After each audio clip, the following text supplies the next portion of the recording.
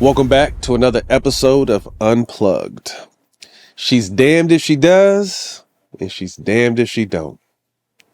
Let's take a second right now to have a moment of silence for Washington Mystics owner Sheila Johnson, who suggested that the WNBA as a whole should have been on the cover of Time magazine instead of just Caitlin Clark, who graced the cover last week, which is probably some of the stupidest shit I've ever heard.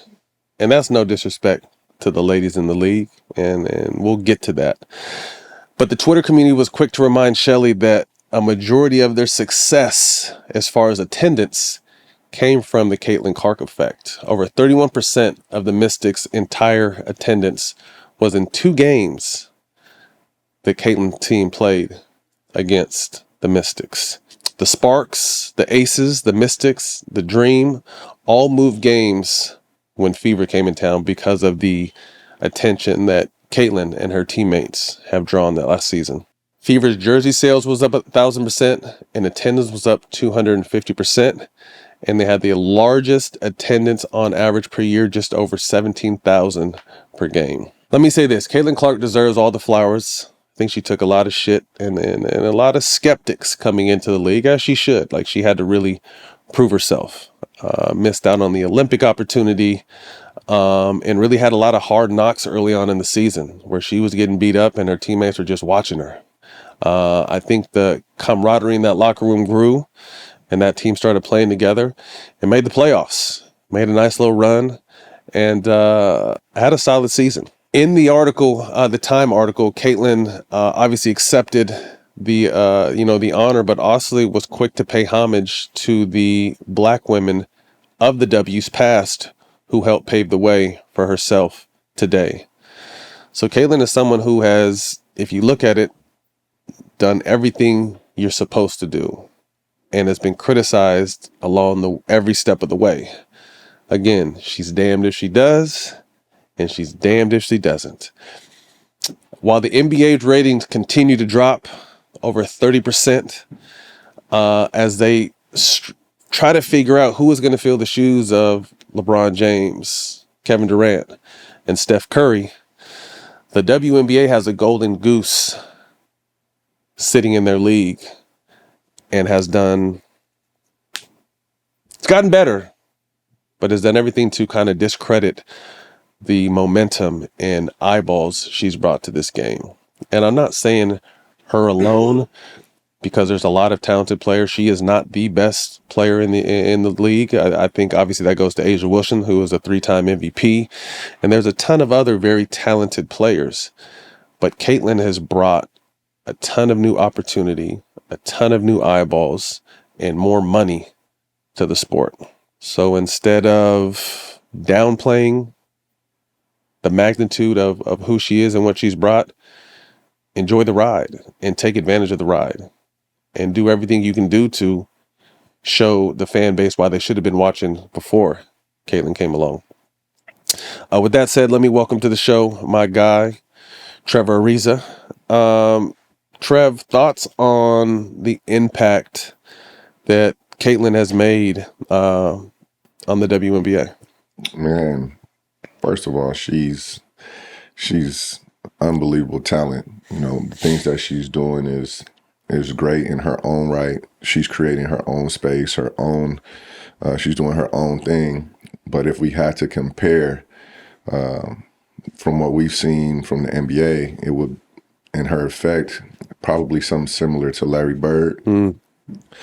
And, you know, people want to bring race into it or whatever. So if that's the case, I think Larry Bird would be the best. Yeah. And there has been, and we can tap into that, not to cut you off, but there has been, because obviously, you know, Angel Reese also deserves a lot of, you know, salute and respect for, you know, her finding her lane and the audience and eyeballs she's brought. But Angel has spoken up and talked about the racism she's faced.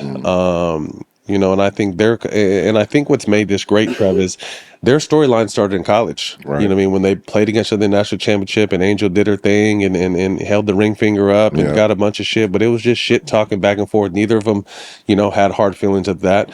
But, you know, Caitlin, I think they set the record with 9.9 million. So I think this started back in college, with the national championship game in 2023, nearly 10 million viewers. The Iowa-South Carolina game was the first time the women's game has ever had more eyeballs than the men's game, so this is something, and what's made this great, and I think what the NBA lacks is storylines, and obviously Caitlin coming in has a storyline, Angel coming in has a storyline, and then as you follow those storylines, you start to see all the talent in this league. Yeah, no, I think they're doing an amazing job with, like you said, telling the story, and the players are actually doing their thing when they get there too.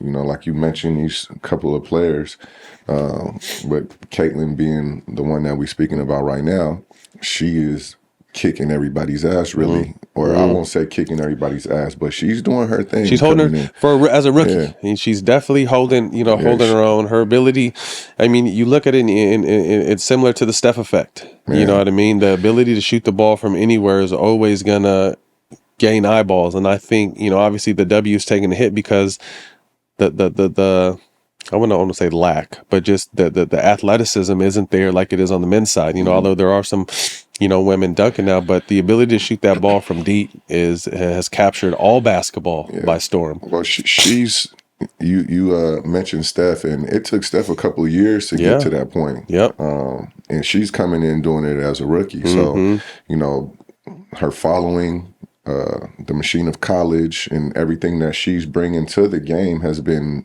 great for the game, especially because years prior to, their league wasn't doing as well as far as revenue, and now it's starting to catch up and do the things that we hoped that it would do. As we all now are starting to support women's sports. When you see the people say it's not just her, there's other players, and again, we're not distracted. We understand that the depth of talent in that league, but when you also see the numbers that back up the fact that Caitlin has a huge effect.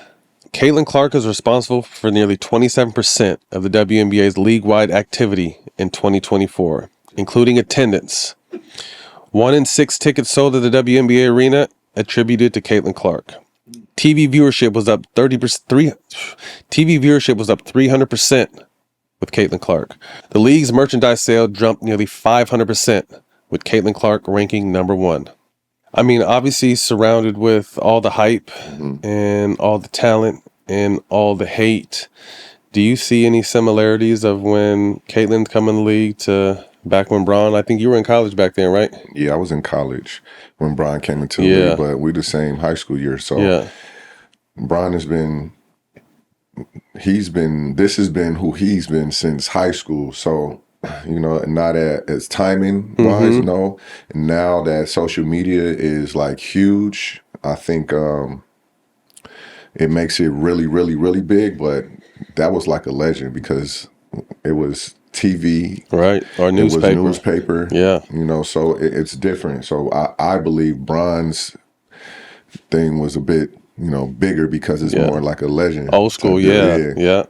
And with the social media thing, it everybody could just pick their phone up. Everybody has a phone. Everybody has social media. So, and whatever that engine is, you can just click on it and it'll show up in your algorithm. So, I think that the push is different, maybe the different eras, but I guess it would be the same. Similar to just the magnitude and the attention the game has brought. Yeah. Probably the hate both of them have faced. But, I wish her nothing but the best. I wish the league nothing but the best. I think they're on a great, although they still lost money this year, I think that is going to start to change as the game continues to grow.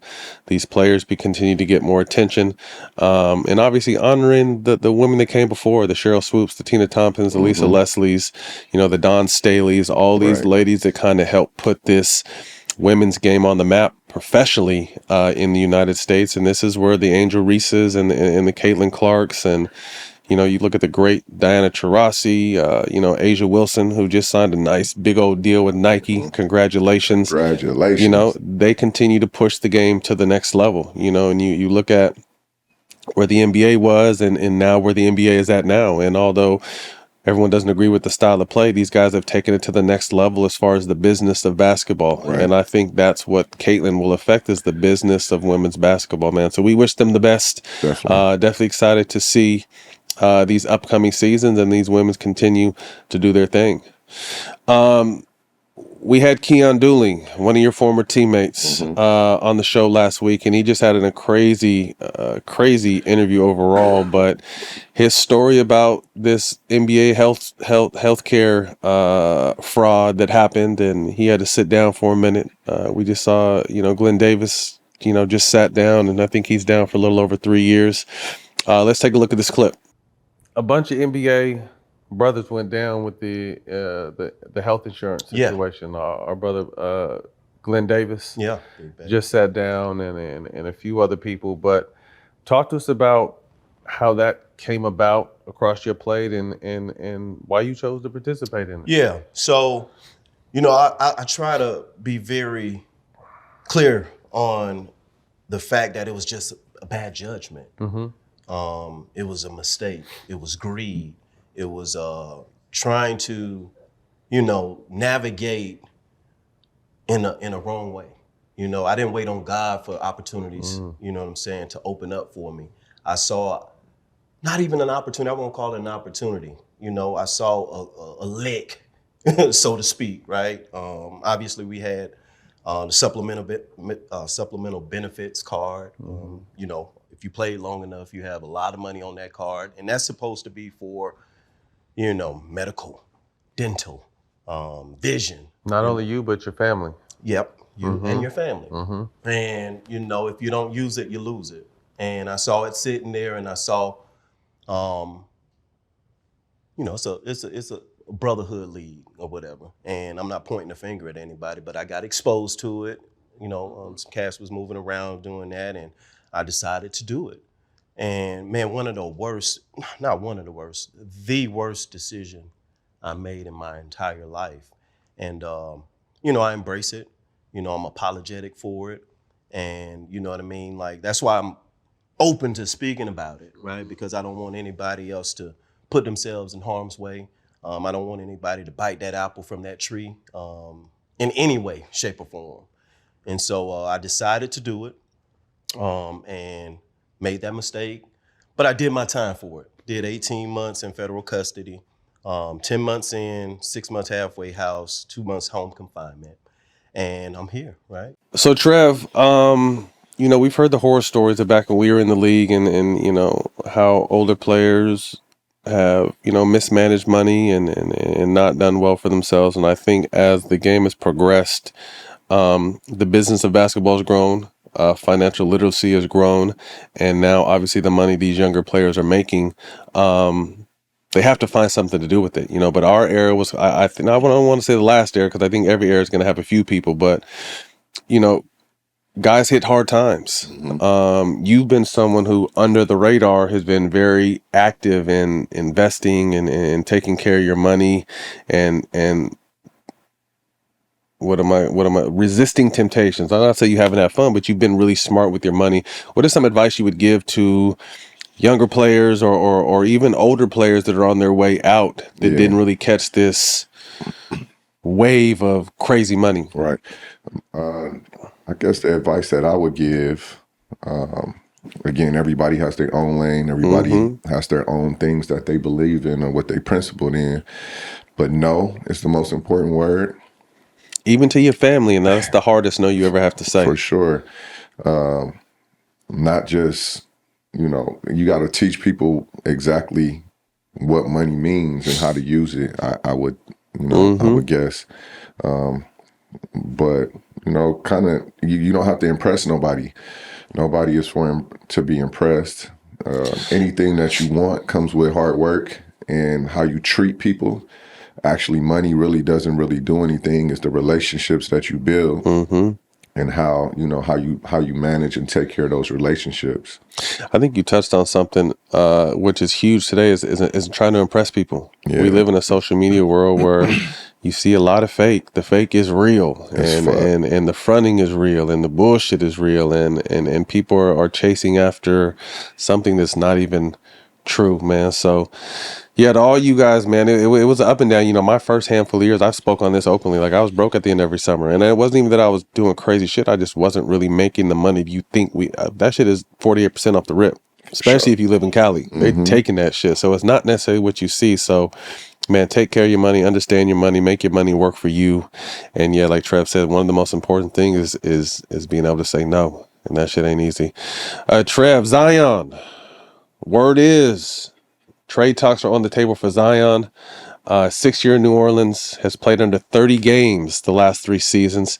He's on pace to do that again this year. They're 5-22.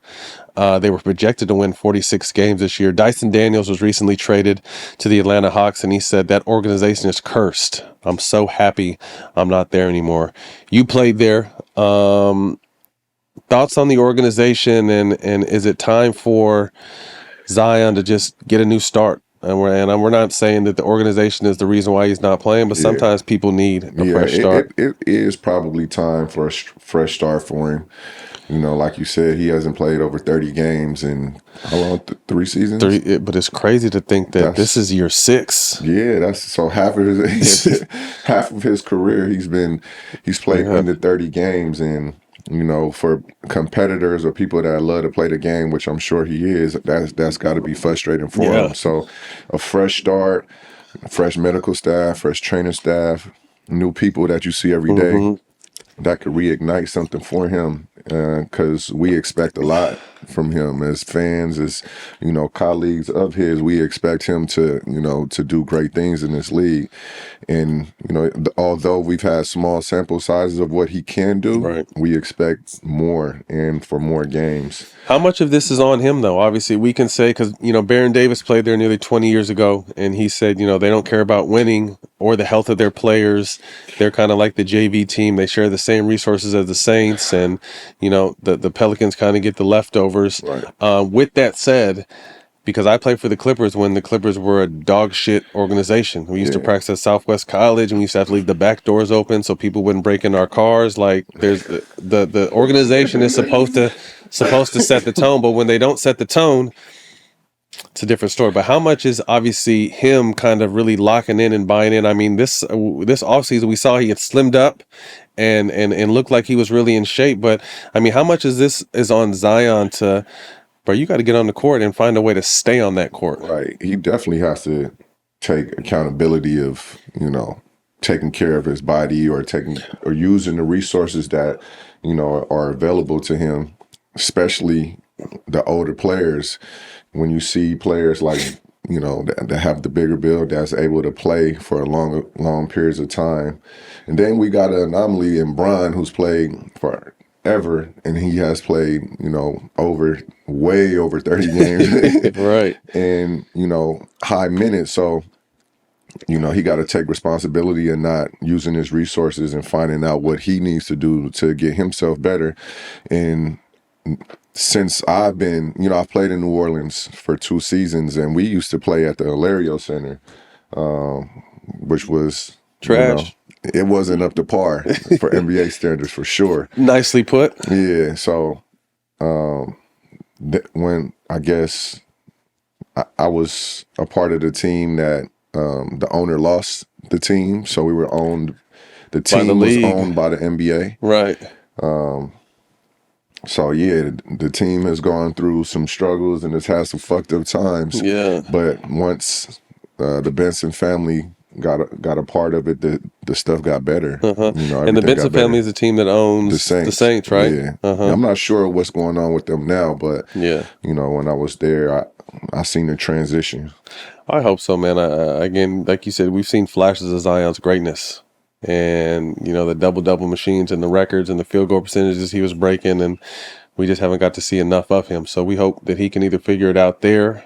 But again, like Trev says, sometimes a change of scenery is needed. Yeah. And now that he's on the trade table, man, there ain't no telling. I mean, there's you know what else I think you need, bro? Sorry to cut you off. No, go. But I think, and I feel like a lot of teams are missing this, really good vets, bro. I knew you was going to say that. Been through experiences and has been around the league for a while, or seen what other players have done that are similar. And even if they can't contribute on the court. They contribute so much off the court. I mean, you saw what Miami did with Udonis and obviously what Golden State did with, Iguodala outside of letting him go and coming back. Vets are important. And I think the league is so young now that everything is, must perform type situations. But when I came in the league, there was 37, 38, 40-year-old dudes that some played, some didn't. But they were so instrumental to the team and helping people, being bridges between the coaching staff and the players and just kind of giving you game and life and breathing on you. As they would say. And I definitely think the league as a whole misses that. But they designated just one more roster spot to vets. Yeah. But I don't know the answer, but they better fucking figure it out. They got to. Shit.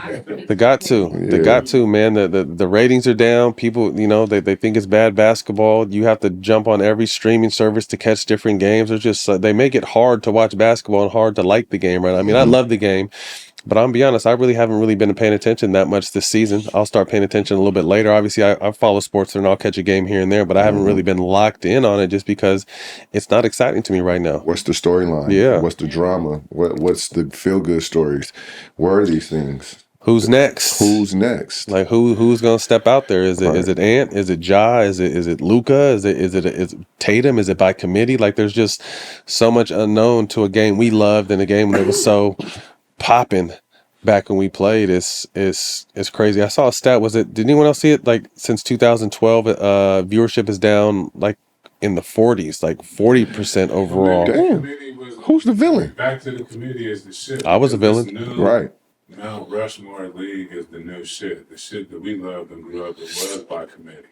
We didn't start putting like these 7 stars or like the face of the league, like it used to be 1 or 2. It used to be about teams. Yeah.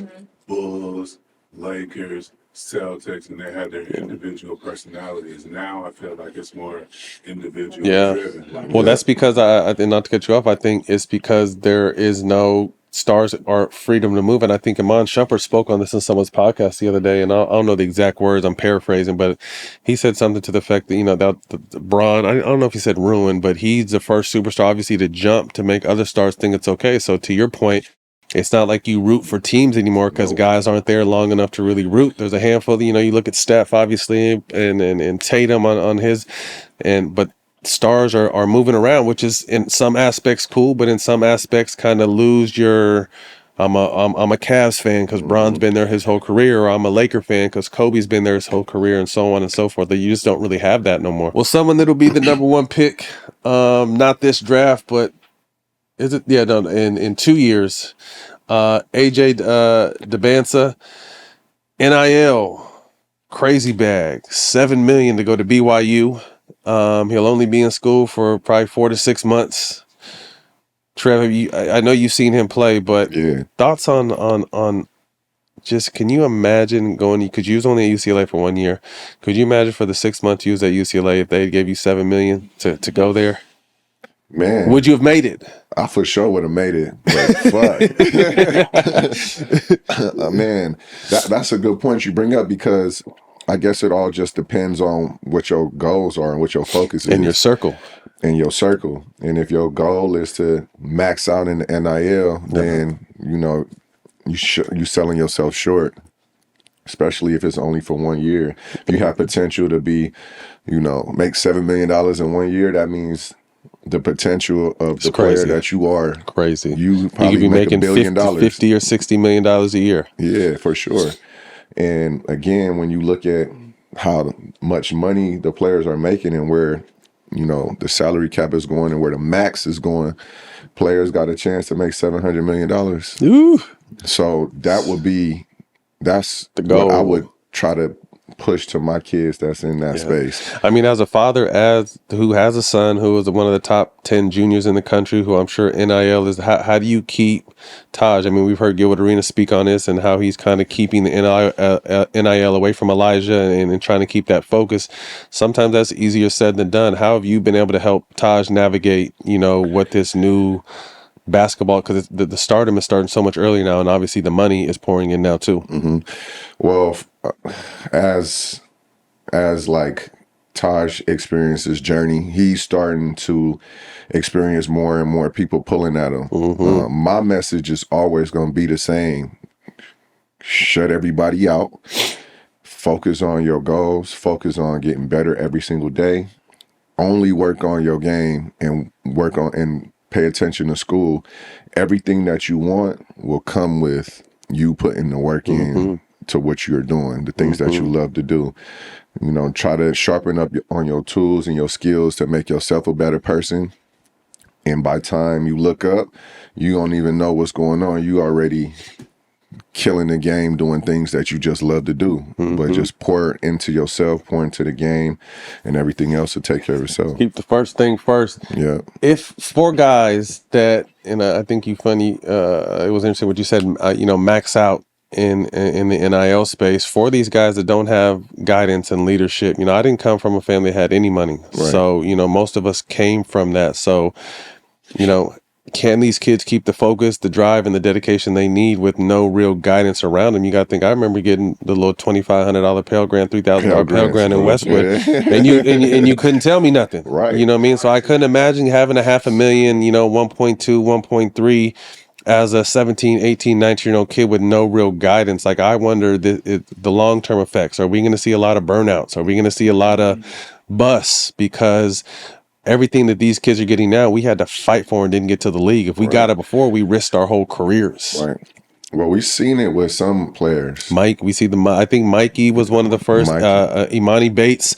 Some of these guys were some of these first NIL guys, and you see as talented they are, they still haven't really cracked that and got to that next level. But obviously, Imani's in the G League. We also seen players get the money and do well too, like LaMelo. LaMelo, I remember bro driving Lambos and all that. Tough. 12th grade or that whatever years he was driving. Was moving very professionally. And he's murdering motherfuckers. Pops was on his ass though. But Pops again, was in his he ear had though. Guidance, like you right. said. Yeah, guidance. Plus, he also had brothers Big that brothers was doing, to see. that was paving the way for him. Yeah. So it just depends on, again, what your goal is.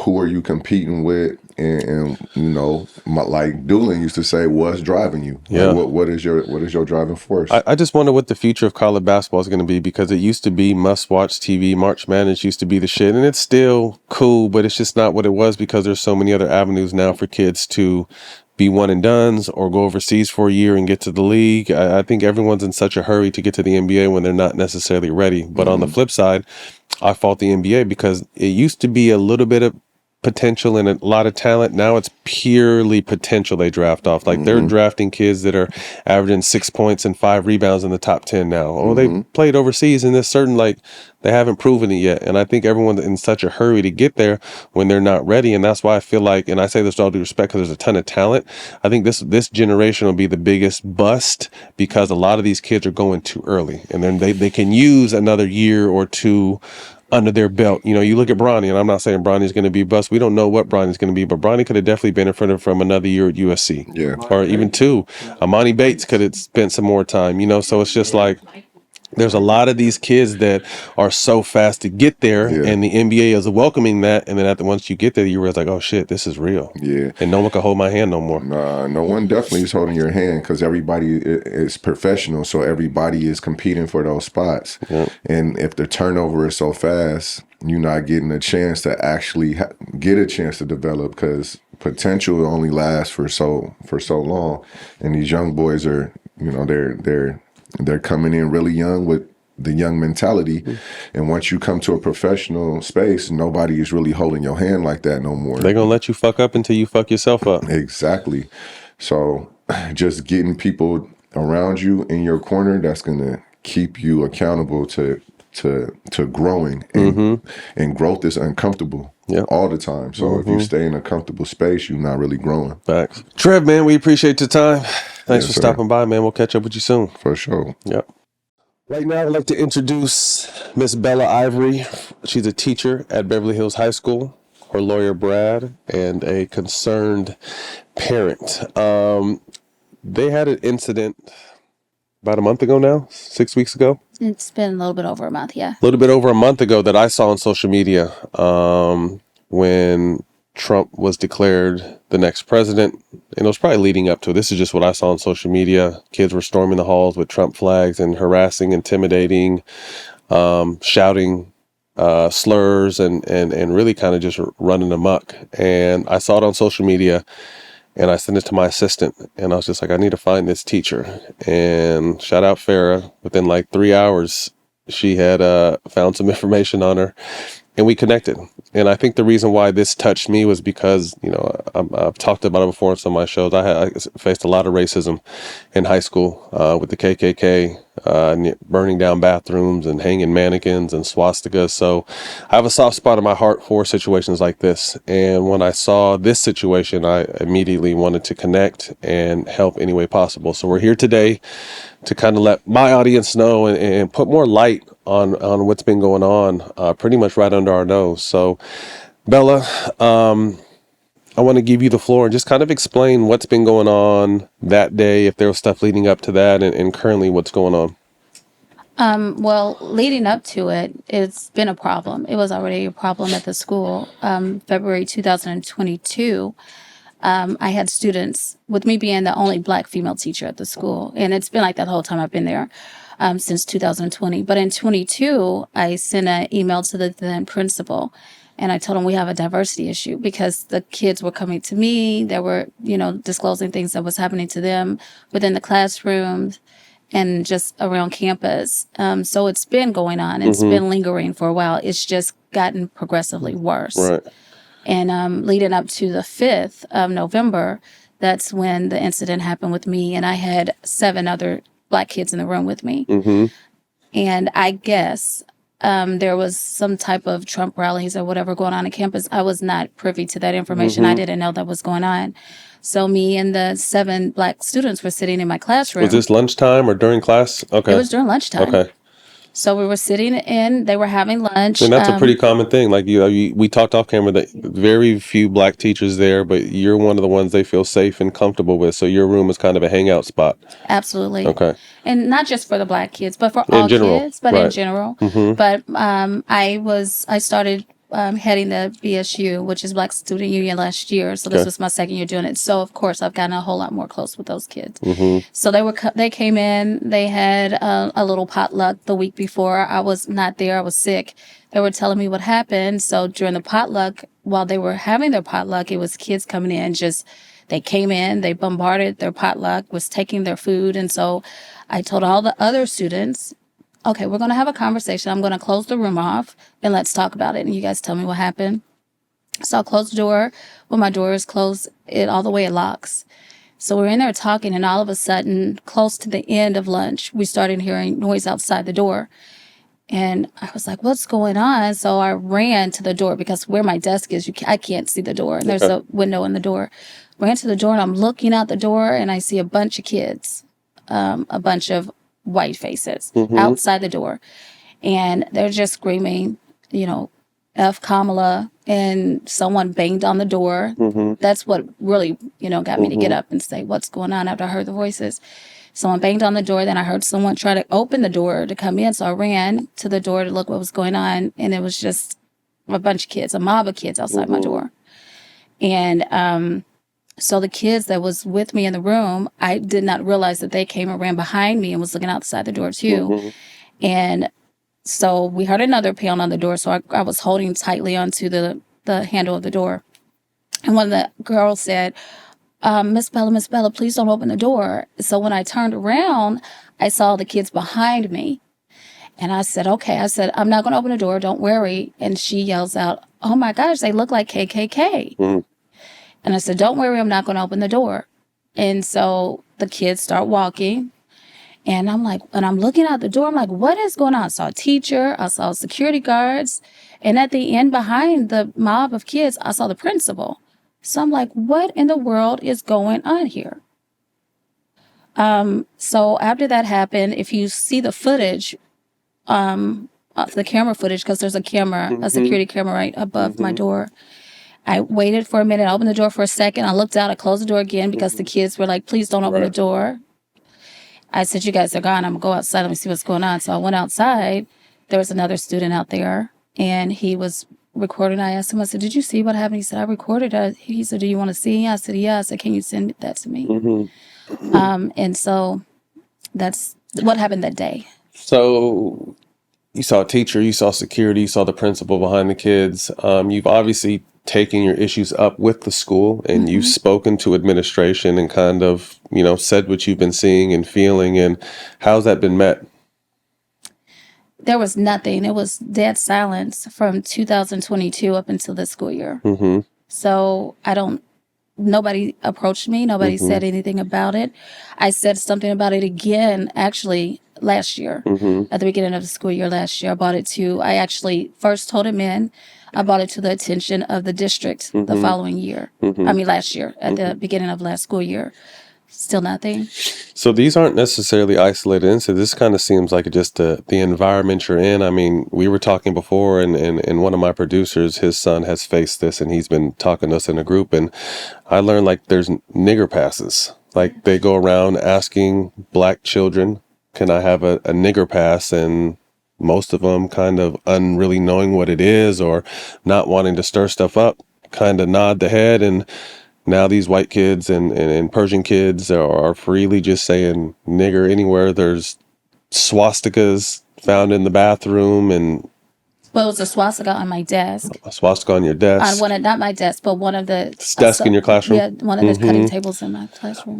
Right now I want to bring a concerned parent who has a student at the school who has obviously faced some of this and told me a very interesting story about polling middle school kids and who they voted for, and if you didn't vote for Trump, it was an issue. So speak to kind of the experience as a parent, someone who actually graduated from the school in the late 80s, but now as a parent with a student there and your concern level.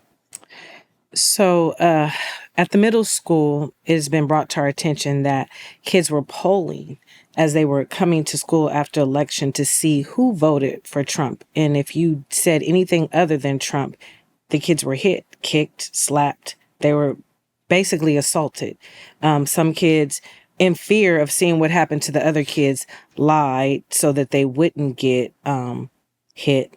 But then there was also the whole isolation. Oh, you can't sit here, just total just chaos. And these kids can't even vote. I mean, so this is coming from that home. This is coming from the household, and it seems to be okay. It's common nature as we see that incidents are happening at both the middle school and the high school, and there are some rare incidences even at the elementary school. So this is a district. So this is bigger than just these three: middle school, elementary, and high school. This is a bigger issue overall, you feel? It's a Beverly Hills community issue. It's PD issue. Brad can speak to that. But there are over 100 concerned parents of all races that have come together and addressed the district in a letter, and we're still waiting for a proper response. Brad, so now this has turned into a case. I know Bella and I have been speaking a little bit of about the journey of the case and the school's stance on her and really trying to discredit everything she's seen and heard and the students have said. So speak to me currently where you guys are at and kind of your guys' plan of action. Sure. We start with a governmental claim. That's the precursor to a lawsuit. We filed that. I now have 3 different black teachers who have come to me for representation. From this school? From Beverly Hills High School. And there isn't too many black teachers there, right? I have most of them. So more than half. And about the parents of about 10 different black students have also spoken to me about the problems that their kids are facing, being called racist terms, being physically attacked and threatened as well. So this is a very serious problem. The school has been aware of this for many years, and the district has been aware of it, but they don't take any action. So what happens is it keeps escalating. Schools are where children learn how to behave as good model citizens. You would think that Beverly Hills School District would want to teach their children, you don't say these terms, everyone is equal, racism is wrong. But when they take no action, when they deny it, the school is saying everything is okay to do racism, and it breeds hatred, and it turns children that could be saved into racist adults, which has all kinds of problems for society. It's so wrong. Right. I mean, I think obviously we all know, being parents and teachers, this is a learned trait. Just as love is taught, hate is taught well. And obviously I think it starts in the home. And then, like you said, if it's not met with any kind of repercussion, it continues to fester until it really turns into something of a belief. Again, I wanted to have you guys come and speak today because there needs to be something done about this. And it's not just the school in the city of Beverly Hills. I happen to be representing 1,085 Black individuals that have been racially profiled by the police department, too. I'm doing that in Beverly Hills? In Beverly Hills. We have 2 different class actions now. And what happened is 92% of the people arrested on this task force were Black in a city that's less than 2% Black. Wow. And you've got 1,088 Black people were arrested in a 2-year period. Only 3 of them had any criminal conviction or plea deals. So everybody else was arrested, put in jail for driving while Black, and then they were just let go. So it was clearly an attempt by the city to keep black people out of it. And the school is just more of that same symptom. So it's a big problem. That's why we're so passionate. My law firm, Brad Gage Law, is so passionate about going after them. I got to connect you with my guy, Always Film the Police. And he's actively in Beverly Hills, white guy who debunks everything. He's talking shit to police in their face, and not even in a negative way, just kind of reminding them like what you're doing is wrong. He's always filming them, and it's a really interesting guy who's drawn a lot of attention. So we definitely have to talk to him. But Bella, before we get you guys out of here, how has this been for you personally? Obviously, teaching is something you love to do. It's your passion. You told me you're not sure if you're even gonna most likely return there. So what has this been like daily since it's really kind of hit and went public? It's been hard. It's been really hard. I've been attacked like endlessly. Emails. I've got a death threat in my school email address. It's been very hard. Would I go back if it was just going to be me and the kids and doing what I've been doing? Of course. I love what I do. I'm not a teacher by trade. I didn't go to school. I went to school to be a fashion designer. So that's what I've done. And so then I bought the fashion design program too. I started that program, everything. Before me, it was no fashion design program at Beverly Hills. So it's my baby. But because the climate it's so dire, I just can't. I mean, it's to the point where it's unsafe. It's very unsafe. My son, he's in the middle school, and he's been homeschooled now because I'm afraid for his safety. So I just feel like if they can't protect the kids that I love at the school that are my kids, but they are my kids because I love them, how are they going to protect my child? As a parent who still has a young son there, like, what are your guys' conversations day to day? Is he scared? Like, so we've talked about leaving the district because we're new to the district, and I would have never enrolled my child if I had any inclination that this was the climate that I was bringing him into. In fact, I asked the principal how many, Black parents, how many Black kids, how many Black teachers, and I felt like I was misled in that I was told by even the parent ambassadors who do the tour, oh, your kid will be fine. I made it very clear I am concerned about my kid being in a diverse and inclusive environment. I'm okay with him being a minority as long as it's a collective environment. And I think I was misled, completely misled. So we've been having conversations about what it looks like to go somewhere else. His grades dropped. Even his algebra teacher said that she saw a decline in his grades. And it's not just my child, it's all the kids that are struggling, fight or flight. There's kids who have been physically attacked and are hiding in bathrooms because they don't want to engage, or they'll go to get counseling, but the counselors don't look like our kids. So it's a constant conversation. It's the middle of the school year. We just want the district to do what the district is supposed to do. And Bella's program is a shining program. They use her program to recruit families. Like when I toured the school, every time I toured, they went to Bella's classroom.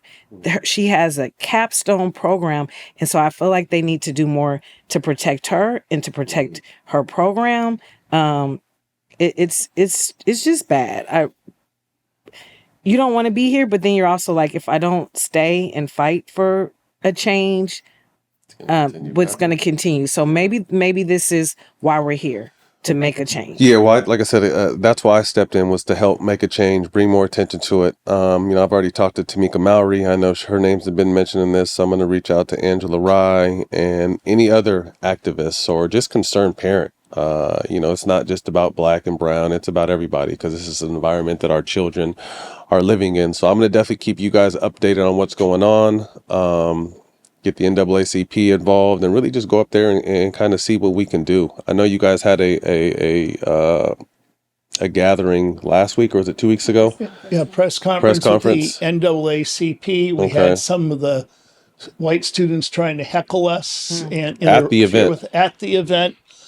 And it made me realize, between that and I've had death threats over this case and so much hate mail that you can't believe it.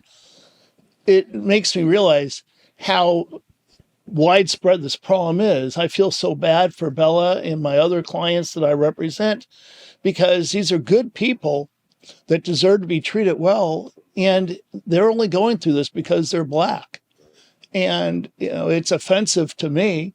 I'm a white man, but it's offensive to me to see white people or anybody going against someone else based on their race.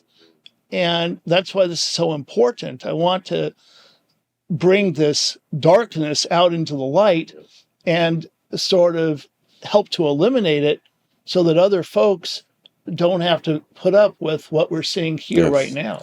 Well, you guys have myself and my platform, and I'm going to bring a lot of my friends, and we're definitely going to make some noise and hopefully bring more light to this situation and come to some sort of understanding or conclusion, because what's been going on and how it's been swept under the rug, just like it was swept under the rug in my high school in Sacramento, is unacceptable. And like you said, if you leave, you're leaving the door open for the next set of, young kids that are going to come into this environment. So thank you guys for coming today. We will make sure we stay in touch and keep you guys posted on the progress of this situation. Thank you for having us. No problem. You know you want those Wingstop boneless wings. With the boneless meal deal from Wingstop, you get 20 boneless wings, 4 delicious flavors, an order of large fries for $16.99. Mango habanero, OG hot, and my favorite, lemon pepper. What are y'all waiting on? More wings, more flavor, more bang for your buck. The boneless meal deal from Wingstop. Order now at wingstop.com. I want to welcome back to the show the neighborhood hater. What's up, man? How are you, bro? How's the hate on Instagram been? Are you getting used to it yet? No, actually, man, it's just hurting my feelings, you guys. Fuck all y'all. Just so y'all know. You got some newfound. Your followers have grown though. You've got some new fans, but maybe they're just becoming fans to talk shit to you. Yeah, they just want to hear it though. You know what I'm saying? That's what they want. What do they call that shit that they doing? Trolling. That's what they are, right? Trolling. You're too old to understand that. I am. Thank you. I see that new DJ Khaled Dye has got your beer popping. That midnight cocoa bean is going hard. You like right that? Now. Yes. So indeed. they might need to get you a little deal with that. I'm with it. I want my face on the box though. Like, people don't know you want your face in the box like normal. People don't know, like, if there was no dye, this shit is all gray right here, though, right? All gray. But what's the color code you got? I think what is this, Jelani? That midnight cocoa bean? That cocoa bean? Yes. That shit look good on you, bro. Thank you look good. I appreciate it. Well, let's get back to why you're here, man. 10th in the West, 14-12 on the season. Had a nasty loss to the Blazers. Beat the Timberwolves while LeBron was out. Beat the Grizzlies just the other night. What's up with your team? Bron took a little time away from the team. AD's having a career year. Lakers said they have no was it quoted by Rob Pelinka? I think they came out with something today that said they have no interest in trading AD or LeBron, but if they requested, something could happen. They got some pieces that we've been talking to, D'Angelo Russells and Hachimuras and a couple other guys. Where are you guys at currently? I think we're a little bit over a quarter of the way through the season. 14-12. 14-12, so we're almost a quarter way through the season, or we are a quarter way through the season. I mean, obviously, normally we say let things play out. It's still early, but Laker fans don't like to let things play out. You guys want shit now. So what's happening with y'all? I mean, we're kind of stagnant right now. All the headlines talking about this person's trade. This we're gonna get traded to here. When are we gonna do something? Like, I mean, I saw the Golden State Warriors just pull the deal out. Not that that's gonna actually help them, but at least they're trying to make a move and make their team better. They picked up Dennis Schroeder. Absolutely, which isn't bad. It's pretty solid. Absolutely. The Lakers were ready to give him some bread a few years ago. Some 80 real million. bread. Yeah. And I'm glad we didn't give it to him. Of course you're not. That's okay though. But still, we're stagnant right now. They're talking about the LeBron trade and LeBron and AD. Nobody's taking a 40-year-old and giving us back anything for it. You don't think so? To take a 40-year-old right now in the twilight of his career to give us actually back something of value? I think the only team that would do that is Golden State, because they're going to try to maximize Steph's run, where you could possibly get some quality young pieces back. But I mean, I don't disagree. Anyone else? I mean, what did you think about his first game back? Foot injury, came back 18-8 and 8. 5 turnovers. I think the unfortunate thing with LeBron is we live in one of the best things that happened was social media, but one of the worst things that also happened with social media, because now, obviously at 40, Mother Nature just eventually starts to take over, and we see it with all of our great heroes and players they slowly start to get old, and we're seeing Bron do stuff we've never seen. The missed layups, I think, is one thing. But what are your thoughts on just he's not going to be able to gracefully age out of this game. It's although there was a bunch of hate before, he's always been able to shut that shit up with great play. And I know he still has more left in the tank. We're going to see a lot of spectacularness from Bron this season, but he's not going to be able to age out of this game gracefully. No, he's not. And I think it's about time for us to start bringing out the rocking chair for LeBron. Is it that time? Like the farewell for LeBron? Oh, the tour? Yeah, absolutely. I mean, are we really going to win a championship this year or next year? It's not looking too good for us for that, man. And with Laker fans, you know how it goes. I don't. That's why you're like, I want you on this show because I was a Laker, was a player.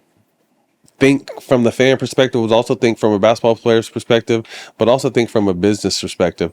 You're a strictly LA sports hater fanatic. So you have a lot of people that think the crazy and wild and drastic shit that you do. And that's why I think, you being on this show and you popping your shit, it's not just on a lot of people think and talk as reckless as you do when it comes to the Lakers and the Dodgers. But they also think I'm a LeBron hater, which I've never been a LeBron hater until he kind of put on our jersey. Oh, you hated him once he got here. So you loved him before he got here. That's a weird thing happening right now with that. Like, really? Now that he's put on our jersey, I have a different perspective on him. 8 years, 1 chip, which will basically be what it is after he's done here. I mean, some teams haven't won a chip, period. Yeah, but we're the Lakers. You're different? Come on. The Forum, Staples Center, parades. He's been here for 8 years? He will have been when it's over. When the deal... I think this is year 7 right now. Yeah. Is it? So it'll be 8 years next year, the last year of his contract. He'll be 8 years, 1 chip. Do you think he does the Kobe farewell situation, or do you think Bron will be someone that just says, enough is enough, I'm done? If he has on our jersey, do us a favor, bro. Let us see it. Okay? Don't take us through this shit next year. Like, I can't take it, bro. But we love you. Do you? Do you really, though? Love LeBron. That didn't sound like love you just gave right there. Bro. That sounded like some sassiness. That was some sassiness? Yeah. Come on, bro. That sounded like some sassiness. That's ridiculous. I mean, I think we talked with Brandon Jennings about, does he deserve a statue as a Laker? Let me just name some of the people who have statues around the Staples Center: Oscar De La Hoya, Wayne Gretzky, Chick Hearn, Elgin Baylor, Magic Johnson, Jerry West, Shaq, Kareem, Kobe. Does LeBron fit there? I mean, like you said, when it's all said and done, he'll have been here 8 years. He got y'all, but he still got y'all a chip, and arguably top 2 or 3, could be one in a lot of people's opinions, They're players of all calling time. our chip a participation trophy. It doesn't matter what they say, man. Just We can go for the back and record. forth. I mean, to me, I flip it and say that was probably the most difficult And I agree championship with you, to ever but I agree get. with you. I'm just telling you what they're saying. Yeah. Who's saying that? The people, the haters that don't like the Lakers, they're Oh, calling okay. our shit a bubblegum chip, Cracker Jack box chip. Like, I can't take that shit. That hurt I wish you? he would have atoned for one. Then we would be talking about him having a statue outside. So the only way you think he can get a statue if he would have got 2? Multiple chips, absolutely. We at least be not hating on it. You know what I'm saying? Like, So- does he deserve to be out there with Bean, the logo, Elgin, I'm asking. This is your Cat, franchise, Irv. Shaq. Chick, Hearn? Come on, you guys. Let's put his jersey up, okay?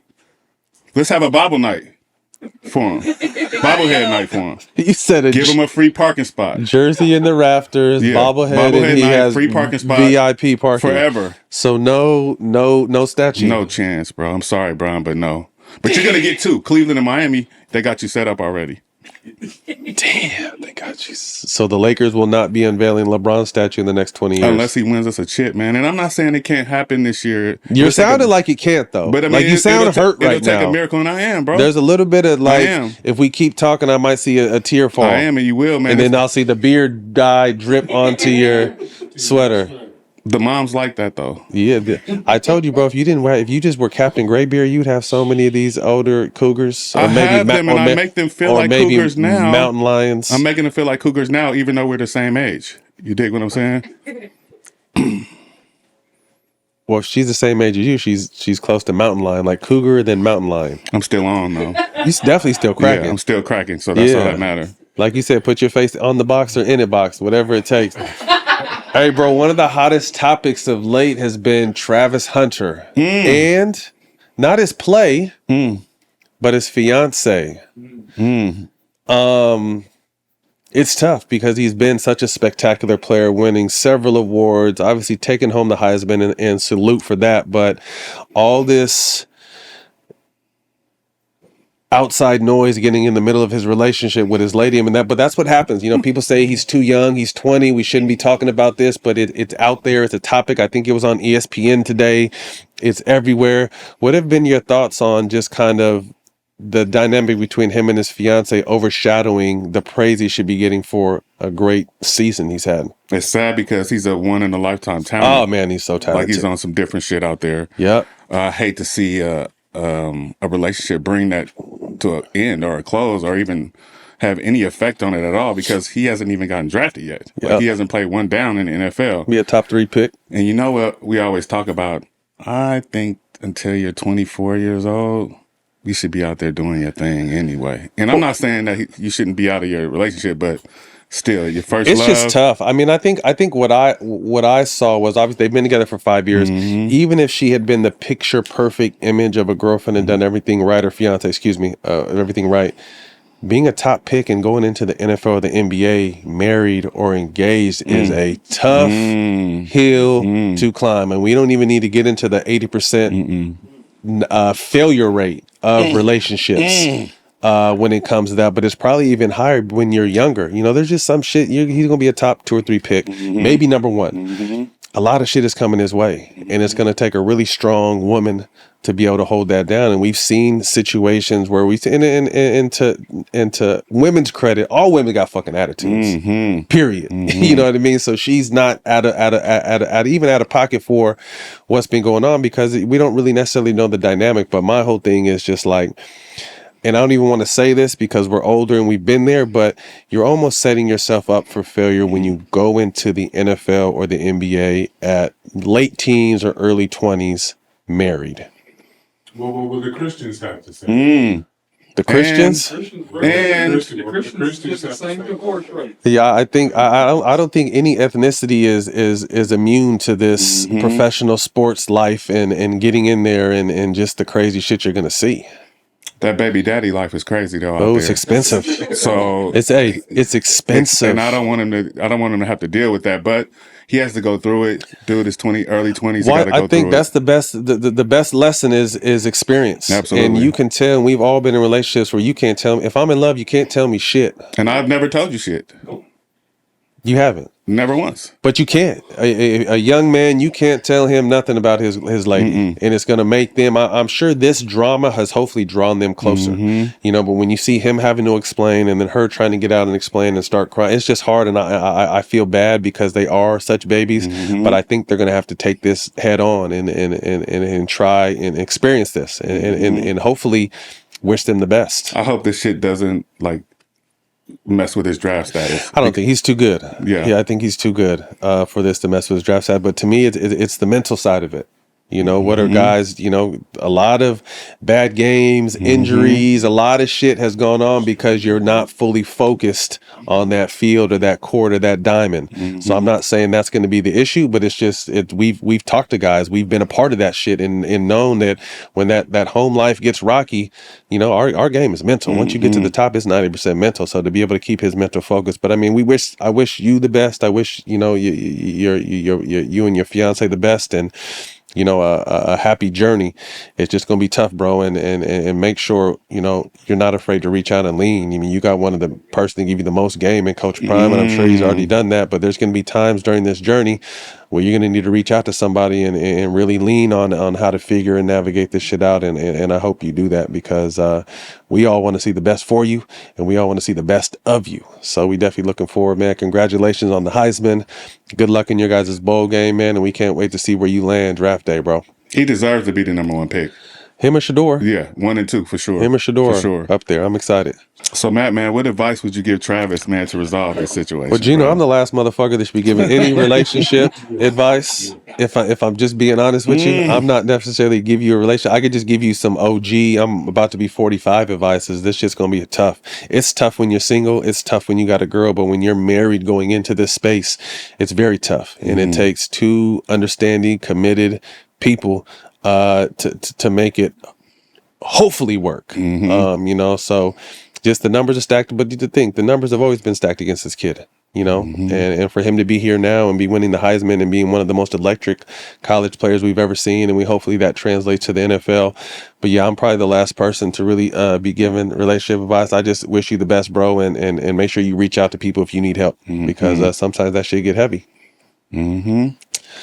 Well, Geno, man, we appreciate you. Yeah, I mean, I could obviously be someone you can reach out to. I can give you a little bit of game on this shit because I didn't been through it. Yes. Like you said, that baby daddy game was crazy. Yes. It's expensive, baby boy. Oh, yeah, it's man. expensive. You know how much money I would have if I didn't? Let's not even get into that shit. Geno, man, we appreciate you and your hate. I'm disappointed that you said that LA doesn't feel like Braun deserves a statue at Staples. If you stop playing, man, we'll whack out your mural, baby boy. So come on now. Stop playing. Straight up. Yeah. Man, well, thank you for your time, sir. I just got those shoes. I didn't know I was going to be copying you. I like those. I appreciate you. Before we get out of here, let's get my picks for the week, brought to you by DraftKings. 3-1 a week ago, 2-2 last week. I'm right there. This point spread, I'm used to just picking the teams. The point spread has kind of been fucking me up when I'm learning this space, but I know football and I'm getting to it. So this week, we got Saturday. Steelers at the Ravens -6. It's getting down to crunch time. I like the Ravens, man. I like the Ravens. I like the Steelers. Steelers off a tough loss last week. I'm going to take the Ravens at home -6. Sunday, Vikings at Seattle. I'm voting against any NFC West teams, although there's no hope for the Niners. I just, I'm going to be a hater. Very few times I'm going to be a hater. I'm just so sad about what happened with my Niners and the implosion. Dude didn't even want to play, left the game in the third quarter. We didn't even get to that, but that's bananas. I'm going to take the Vikings in Seattle -3.5. Eagles at Commanders. This is going to be a good one. I think the Eagles have found a little rhythm. Big win last week. Commanders are looking, you know, they're in the playoff hunt. It's the Commanders at home -3. Shit, I'm going to go ahead and take the Eagles +3 at the Commanders. And the stunner of the week, but it's not much of a stunner since Mahomes is out. I'm going to take the Texans -2.5 to go into Kansas City and get that dub. Appreciate you guys for following. Make sure you guys tap in next week. You can catch this on the DraftKings Network and the All the Smoke Productions YouTube. See y'all next week.